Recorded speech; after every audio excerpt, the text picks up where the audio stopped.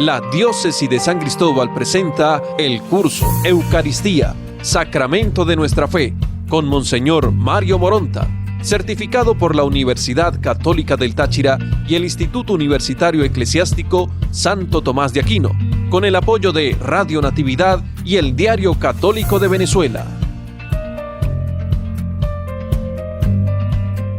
Un cariñoso saludo de nuevo con ustedes en esta selección número 31 de este curso de la Eucaristía. Estamos en el tema correspondiente a la celebración de la Eucaristía y veíamos en la sesión pasada pues algunas ideas sobre la idea, o mejor dicho, el tema de la misa, qué significa misa, qué significa liturgia de la Eucaristía y la celebración, el concepto de celebración eucarística.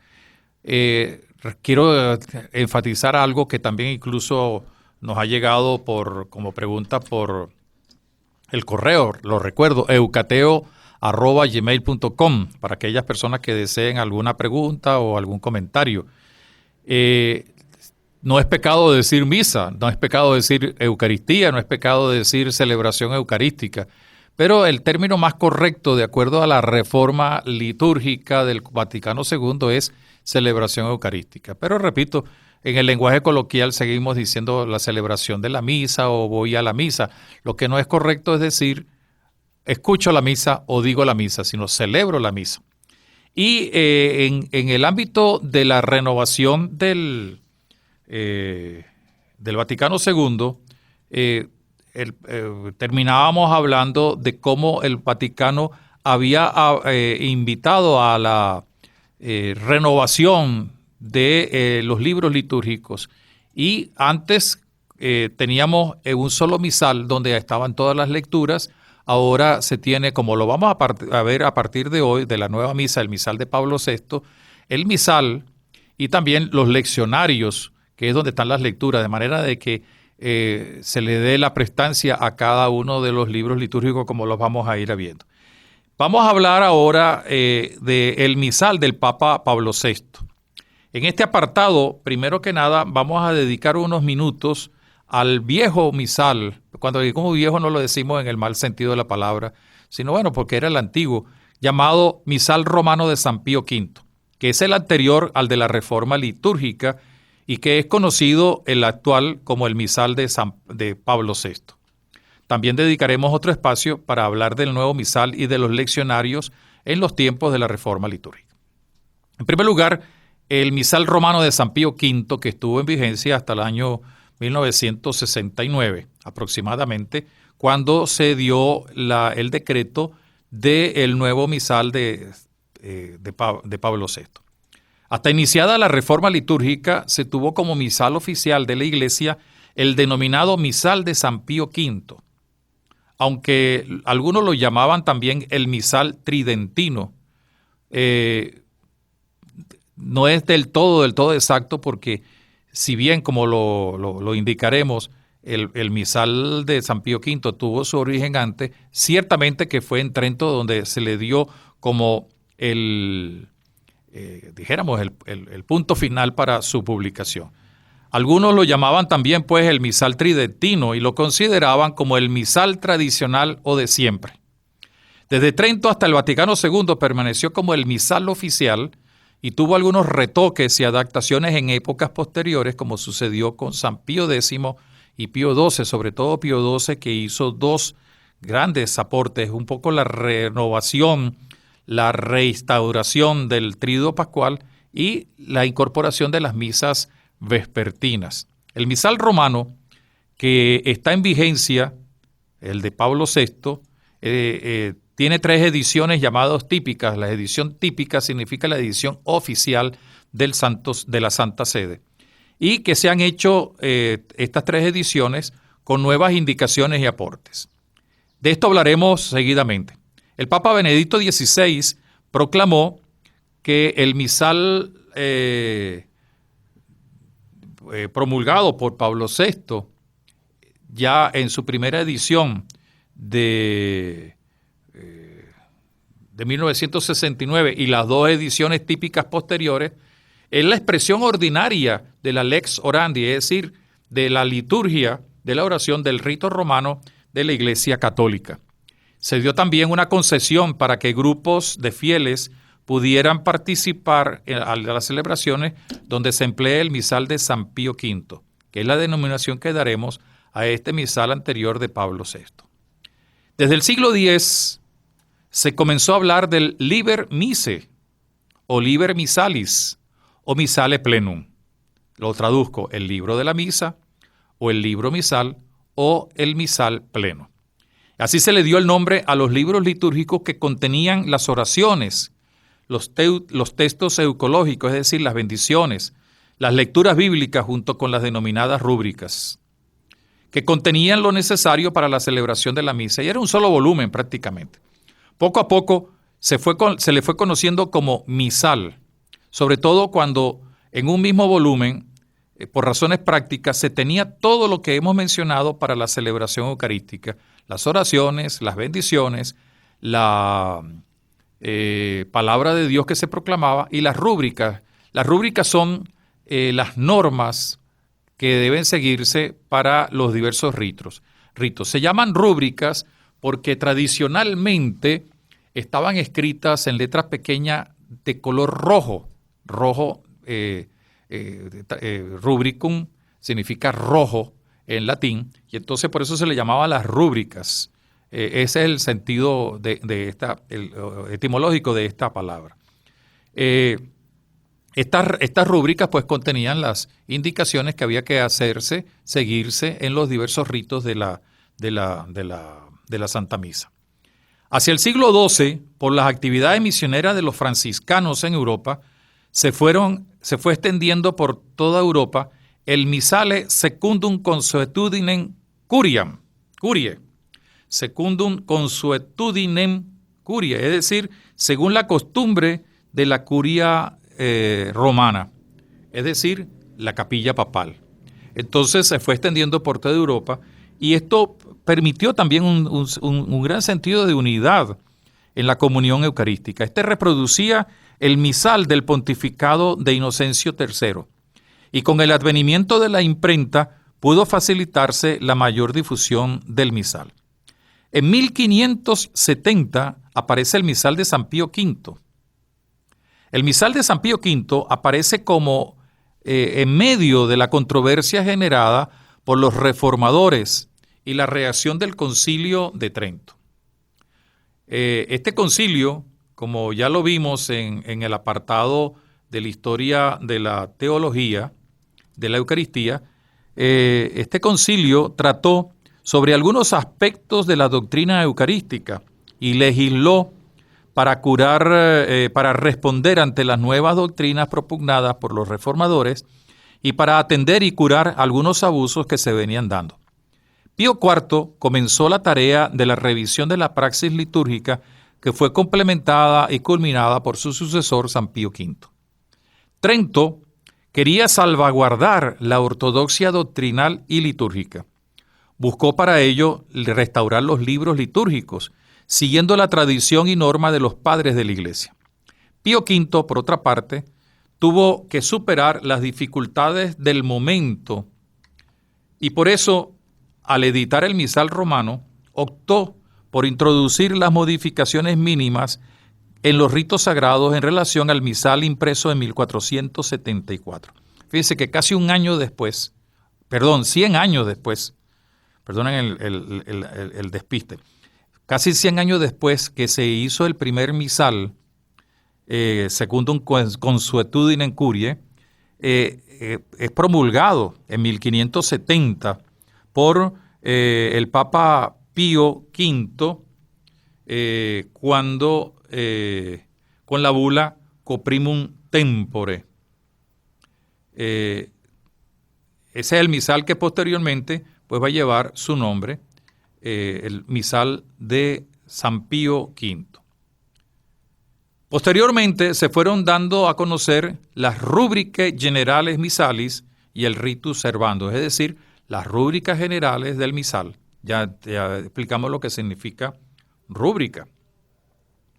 Y el ritus servandus, que es el rito que hay que llevarse en la celebración de la Eucaristía. Ellos contenían las normas detalladas para el buen empleo o manejo del altar, del misal, teniendo en cuenta las circunstancias de cada celebración, el tiempo litúrgico, etc. Con ello se ponía freno a los abusos litúrgicos que se habían venido dando en estos tiempos previos. Posteriormente, en la época del Barroco, Alejandro VII prohibió una traducción del misal romano en lengua francesa y todas las posibles traducciones de los textos de la misa en otras lenguas bajo pena de excomunión. Con esto se frenó una iniciativa que favorecía la traducción en otras lenguas para una mejor comprensión de la gente. Para esa época, la escuela francesa del cardenal de Berulle había hecho un interesante movimiento que promovía la participación de todos en el sacrificio de Cristo, con lo cual se reforzaba la piedad eucarística. Dentro de las iniciativas de esa escuela estaba la explicación de la misa al pueblo, enseñándole cómo debía participar y unirse a las oraciones y acciones del sacerdote en el altar. Sin embargo, fueron surgiendo los devocionarios o manuales de piedad que permitían una sencilla participación y conocimiento de los ritos de la misa. Estos no llegaban a la masa popular, muchas veces condenada al analfabetismo. Por eso entonces surgen las misiones populares, para sacar de la pasividad espiritual a quienes iban a la misa solo con el cuerpo, teniendo el espíritu en otro lado. Había toda una metodología para hacerlos intervenir y cantar. Es el momento en que surgen muchos cantos populares, sobre todo en Francia, en Italia, que tienen que ver con la Eucaristía. A partir de este método se comenzó la praxis de acompañar la misa con oraciones en alta voz, que no tenía nada que ver con la Eucaristía, pero por lo menos para que la gente estuviera participando, o con el rezo del rosario, generalmente hecho en privado. Era la forma como se invitaba a participar al pueblo en la misa. La estructura del misal hablaba de la estructura, por supuesto, de la celebración de la misa, y es la siguiente. En el misal aparece, o en la división, en una primera parte que se llama la antemisa, lo que se hace antes de, de comenzar la Eucaristía. Y tiene una primera sección que es el rito de entrada, la preparación para la misa, con el rito del aspergesme, es decir, la aspersión con el agua. El revestirse para la misa, que tenía todo un ritual, porque había oraciones especiales que cada sacerdote debía rezar.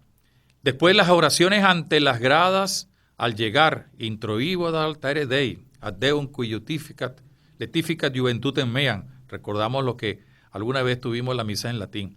Y se rezaba el confiteor, que es el yo confieso. Luego venían las salutaciones, el beso al altar y al evangeliario.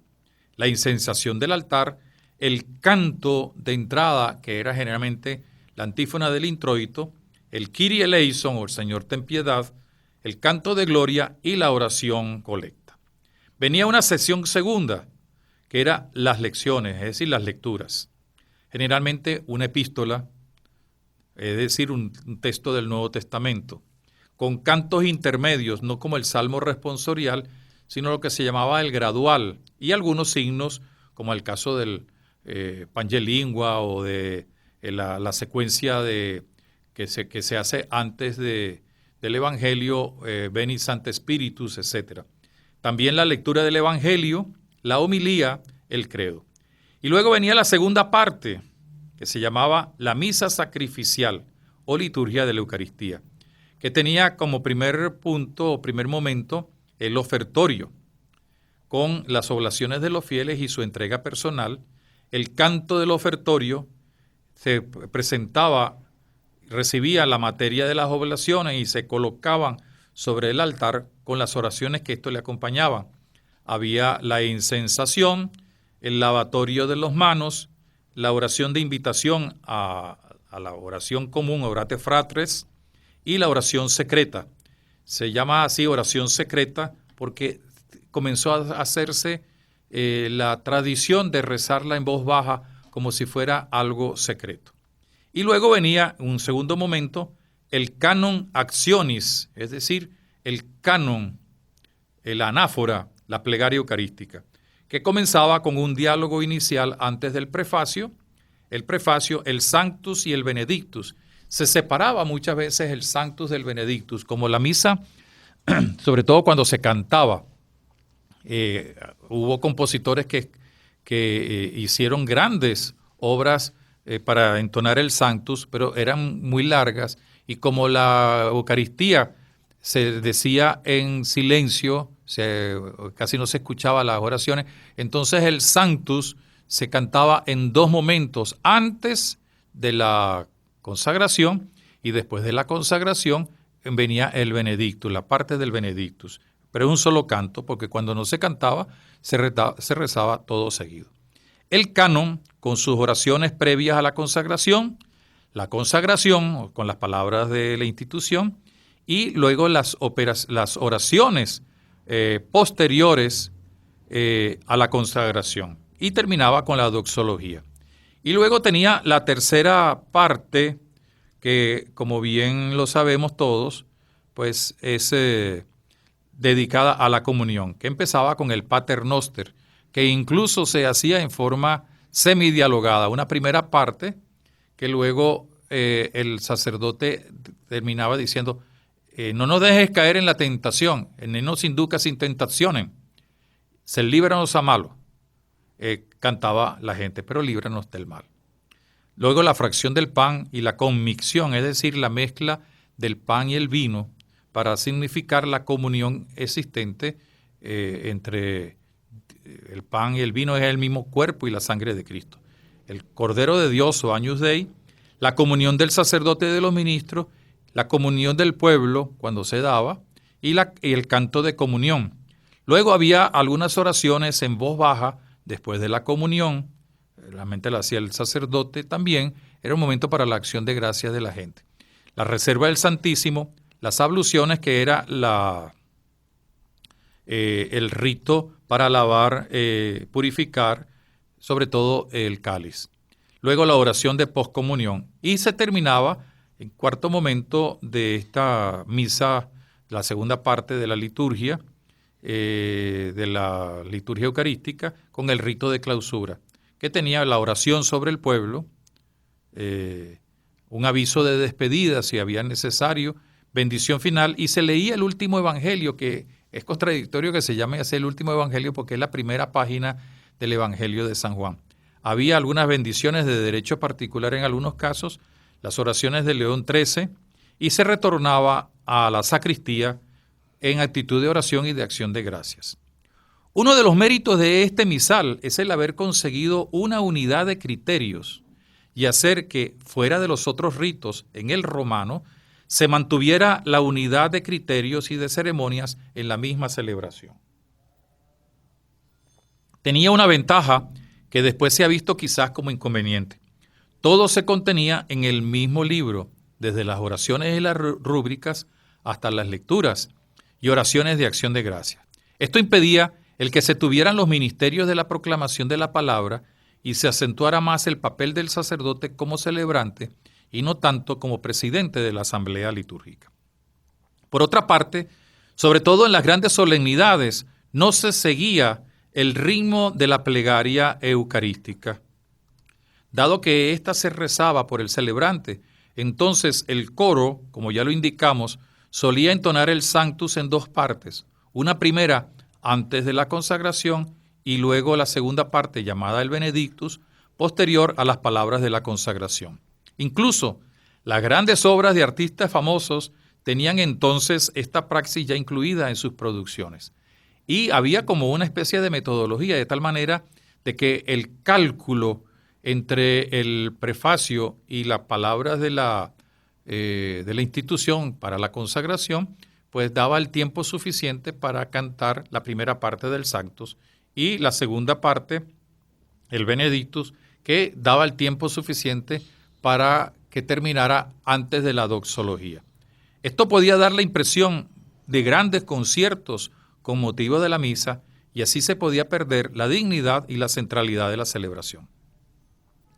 La praxis litúrgica invitaba al secretismo, es decir, a que las oraciones y hasta las lecturas, la plegaria y otras acciones oracionales, rituales, fueran dichas o actuadas solo por el celebrante. Entonces la feligresía, para no distraerse y tener una especie de sentido religioso, hacía ejercicios de piedad como rezar el rosario, etc. Así, durante la misa rezada y la cantada, la participación del pueblo era de mera asistencia pasiva para cumplir. A mí me tocó de niño participar en esta Eucaristía, también en el seminario. Yo recuerdo que yo le pregunté una vez, ya cuando empezaba a tener un poco de conciencia, a mi mamá o a mi abuela, cuando íbamos a la misa, que por qué rezaban el rosario. No lo entendía. Y entonces mi mamá muy sabiamente me respondió con la respuesta que daban todos. Es el tiempo, el rosario da con las letanías, es el tiempo de la celebración de la misa, así no nos distraemos y estamos en vinculación de oración. Cuando yo entré al seminario menor, yo quise hacer lo mismo y recuerdo que uno de los formadores me dijo, no, hay que atender, y entonces teníamos el misal. Y me dio la explicación y yo se la explicaba a mi mamá, pero ella me decía, pero mijito, yo no entiendo latín, tú por lo menos estás estudiando latín. De manera que, para que ustedes vean que cómo han cambiado las cosas, y a veces aquellas personas que quieren volver al rito del latín, lo que quieren es volver a no entender, porque con la idea de que si es secreto, que si es sagrado, eso no es sagrado ni secreto, eso es una tradición que afortunadamente ha cambiado. Es porque aquellos que quieren volver a la misa en latín es porque así no se involucran directamente con el misterio que se está celebrando. Sin embargo, hay un elemento interesante, y es que el misal de San Pío V no es fruto de un momento histórico como pensábamos, como si fuera una conclusión de Trento. Trento lo que hizo fue ratificar, ya lo vimos, es un punto de llegada de una praxis que fue consolidándose y que con Trento alcanzó su culmen. Hubo experiencias que fueron permitiendo llegar a consolidar la idea del misal, y esto ayudó enormemente a evitar dispersión y abusos. Por otra parte, como lo veremos después, el esquema general de la misa o de la celebración litúrgica, pues se mantiene en el nuevo misal en línea de máxima, como lo vamos a ver. Los cambios son más bien favorables, los cambios habidos son más bien favorables para la participación y la dignificación de la celebración eucarística. Con un retorno a las fuentes y sin una ruptura, como muchos lo han pensado, y con ello han atacado el nuevo misal, podemos comprobar la renovación y el sentido litúrgico de este y de todos los libros litúrgicos. El 3 de abril de 1969, el Papa Pablo VI firmó la Constitución Apostólica Missalem Romanum, con la cual se aprobó el nuevo misal romano. Asimismo, fue aprobada la Instrucción General del misal romano, que está al inicio del misal. O sea, si ustedes van, por ejemplo, a la sacristía o ven o piden un misal para verlo, pueden ver que en el inicio del misal romano está la Institución General del misal romano, que son las indicaciones de cómo se debe leer, cómo se debe manejar, cómo se debe participar en la misa. El texto oficial actual es de mayo es del año 2000. El texto oficial es del 25 de marzo de 1970, la primera edición. Y 5 años más tarde, en el año 2000, se publicó una segunda edición, y 30 años después está de la primera edición típica, aparece la tercera edición, que es la que tenemos en la actualidad. Eso no significa que se haya destruido, sino que se ha mejorado, porque se han incluido, de acuerdo a lo que propone el Vaticano II, pues algunas oraciones o algunos ritos importantes. También en ese momento aparece la última Instrucción General del misal romano, que indicábamos con las iniciales IGMR, que ya a partir de estos días ustedes pueden encontrar en la página de la diócesis de San Cristóbal.online. Más adelante vamos a ver con un poco más de detenimiento esta instrucción. pero podemos adelantarnos a decir que es un hermoso y rico texto con sabor bíblico y litúrgico, donde encontramos, más que rúbricas, toda una teología eucarística y del misal romano. El 26 de marzo de 1970, mediante el decreto Celebrationes Eucharisticae, veía la luz la edición típica latina del nuevo misal romano. Culminaba así el difícil y en cierto modo polémico proceso de reforma del rito de la celebración eucarística, iniciado 6 años antes a instancia del Concilio Vaticano II. Gestada desde comienzos del siglo XX, la revisión, sin duda la más amplia de la historia de la Iglesia, y de la Iglesia y de la liturgia, fue consecuencia de las indicaciones conciliares, y sus líneas maestras habían quedado ya esposadas en la Constitución litúrgica Sacrosanctum Concilium. La publicación suscitó una gran expectación. Atrás quedaban 4 siglos del llamado misal tridentino y un lustro marcado por tensiones y ánimos exaltados. Una de las cosas novedosas en la reforma litúrgica es que ya no se habla solo de misal, sino de libros litúrgicos. En ellos se incluyen los leccionarios. Ya las lecturas no están en el misal. El misal a la vez puede ser unitario, pero también veíamos que había algunas ediciones, como la que se denomina el libro de la sede, que contiene las oraciones iniciales, las colectas, oraciones de los fieles. También las oraciones de poscomunión junto con bendiciones solemnes. No rompe la unidad del misal, sino más bien tiene un carácter funcional más que práctico que permite una mejor celebración del rito eucarístico. Existe también en algunas partes el libro de las preces para la oración de los fieles. Con la Constitución Apostólica Missale Romanum podemos comprobar un adelanto bien marcado a favor siempre de la participación de todos los fieles y de la dignidad de la celebración. Se abrieron las puertas para una densa síntesis teológica que encontramos reflejada en la instrucción general del misal romano, así como para iniciativas que ayudan a la creatividad litúrgica y pastoral. Motivado por el movimiento litúrgico, se sintió el deseo y el desafío de una renovación del misal de San Pío V.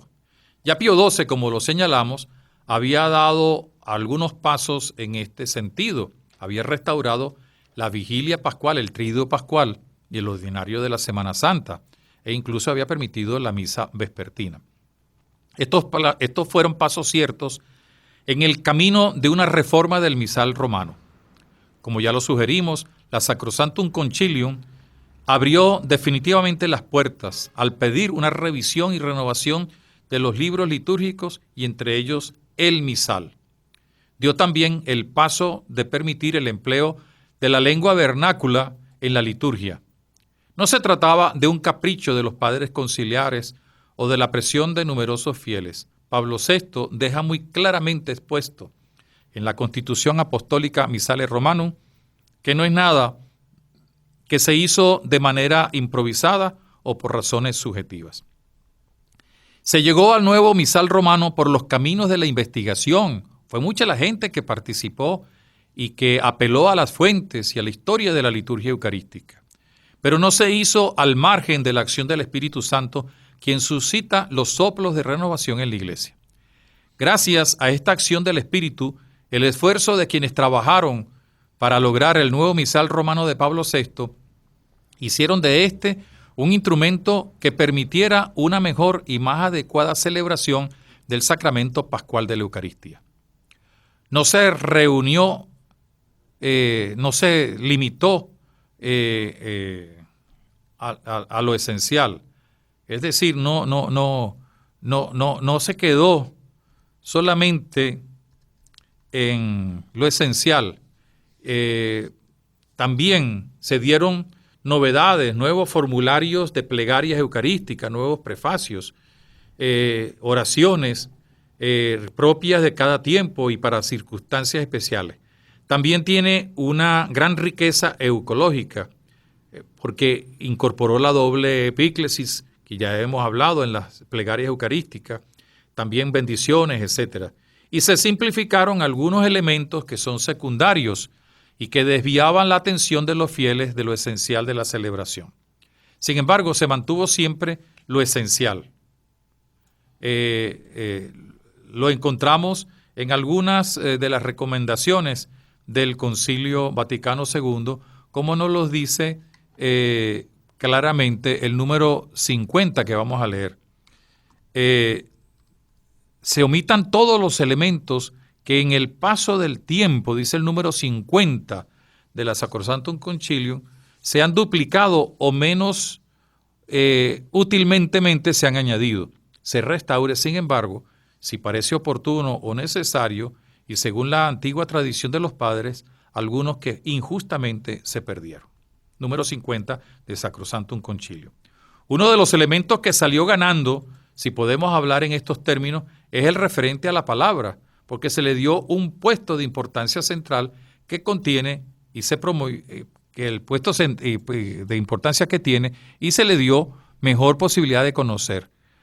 Dice el número 51 del Sacrosanctum Concilium, para que la mesa de la palabra de Dios sea preparada con mayor abundancia para los fieles, se abran más ampliamente los tesoros de la Biblia, de modo que dentro de cierto número de años sean leídas al pueblo de Dios las partes más importantes de la Sagrada Escritura.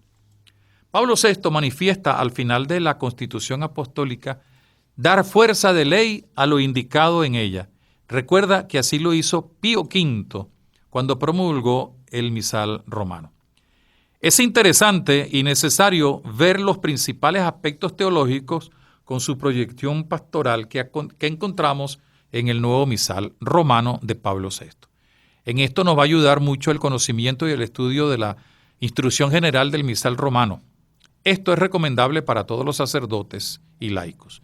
Lamentablemente, existe un descuido e ignorancia sobre la riqueza que nos da la instrucción. Veamos algunos de esos aspectos que sobresalen y nos ayudarán. En el número 27 se insiste en la presencia real de Jesucristo. El número 55, el papel central a la lectura de la palabra de Dios, además de poder conocer la relación existente entre el Antiguo y el Nuevo Testamento, se percibe la palabra como el anuncio de la salvación.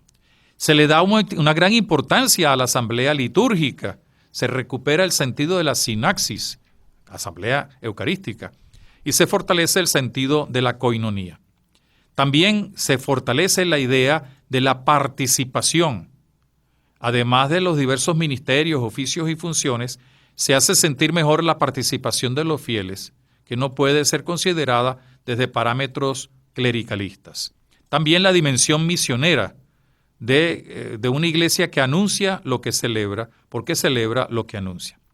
Estamos pues ante el principal libro y logro de la reforma litúrgica de la Iglesia del Vaticano II. En sintonía y profundo respeto a la tradición eclesial, es algo verdaderamente nuevo, no solo por su presentación y aspectos prácticos y metodológicos, sino porque también es un gran instrumento para una actosa participatio, es decir, para una participación muy activa, porque es fuente para una espiritualidad litúrgica y eucarística que oriente al creyente. Terminamos esta lección y en la próxima lección, la número 32, comenzaremos hablando un poco de los leccionarios de la celebración eucarística y profundizando en el misal de Pablo VI.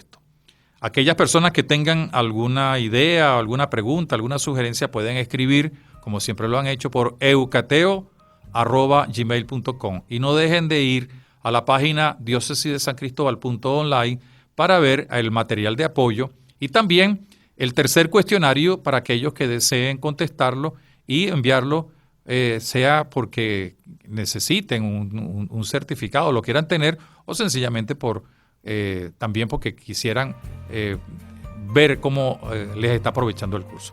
Los saludamos hasta la próxima sesión y que Dios nos bendiga con la protección de Nuestra Señora, la Madre de Dios, Nuestra Señora de la Consolación. Que Dios nos bendiga. Esta emisora presentó el curso La Eucaristía, Sacramento de nuestra Fe. El material de apoyo a disposición en www.diocesidesancristobal.online.